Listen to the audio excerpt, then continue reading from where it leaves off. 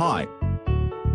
Sensei Custom User Importer plugin version 1.1.1 is here. Now you can custom enroll students to your courses with at least 12 fields including address, password, organization name, who ordered the course and the purchase order number, etc.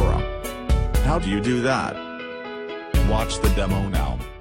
At first, install the plugin by uploading and activate it. Once you activate it, go to under the Sensei and you will find Learner's Importer link, and it will show two buttons. One is New Upload and next is Download Sample Demo CSV. First thing you should do is to download the template by clicking the Download Sample CSV, then open this CSV template. Now fill the columns. Following fields can be imported: User ID, Name, Email ID, Role, Course ID, Lesson ID, Status, Address, Contact Number, Password, Organization, Ordered by, Purchase Order Number.